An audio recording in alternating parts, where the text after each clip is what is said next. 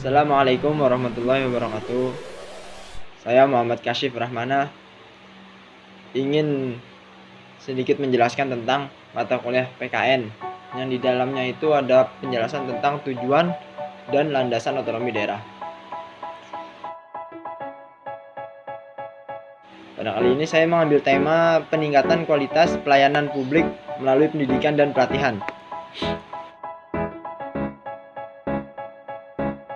Otonomi daerah secara etimologi berasal dari bahasa Latin, yaitu autos, yang artinya sendiri, dan nomus, yang berarti itu aturan. Nah, pengertian otonomi daerah dalam arti sempit dapat diartikan sebagai mandir, sedangkan dalam makna yang luas, itu bisa diartikan sebagai berdaya.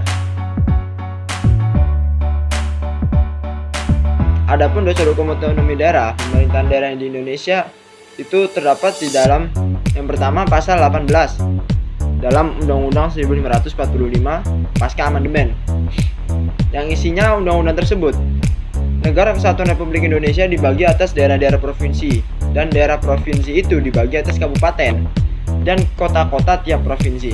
Kabupaten dan kota itu mempunyai pemerintahan daerah yang diatur dengan undang-undang. Yang kedua, pemerintahan daerah provinsi, daerah kabupaten dan kota itu mengatur dan mengurus sendiri urusan pemerintahan menurut asas otonomi dan atas pembantuan.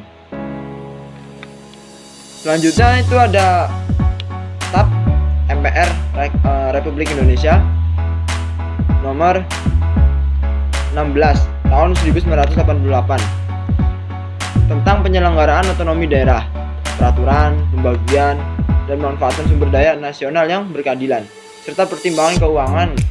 Kalau dalam kurung itu dalam artian pusat daerah dalam kerangka Negara Kesatuan Republik Indonesia. Selanjutnya saya akan menjelaskan tentang undang-undang.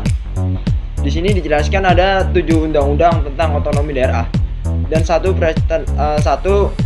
penetapan presiden yang pernah ditetapkan, yaitu yang pertama Undang-Undang nomor 1 tahun 1945. Yang kedua Undang-Undang nomor 22 tahun 1488 itu yang berlaku bagi Indonesia bagian barat. Yang ketiga, Saat Bled nomor 22 tahun 1950 berlaku bagi Indonesia bagian timur. Nah, yang keempat, Undang-Undang nomor 1 1957 bersifat terlampau demokratis. Yang kelima itu penetapan Presiden Republik Indonesia nomor 6 tahun 1957 itu sudah disempurnakan. Yang keenam, Undang-Undang nomor 18 tahun 1965 pokok-pokok pemerintahan. Yang ketujuh, Undang-Undang nomor 32 tahun 2004 tentang pemerintahan daerah.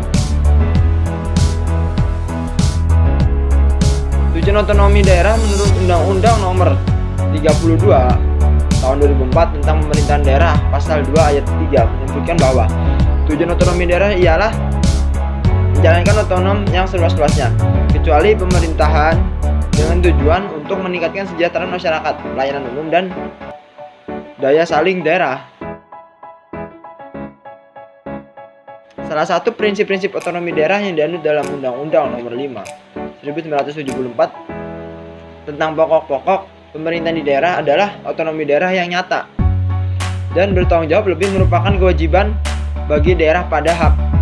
Nah, sedangkan prinsip otonomi daerah yang dianut oleh Undang-Undang nomor 32 tahun 2004 tentang pemerintahan daerah adalah otonomi daerah yang luas, nyata, bertanggung jawab, maka memberikan kewenangan yang lebih banyak kepada daerah, kabupaten, atau kota yang didasarkan atas desentralisasi.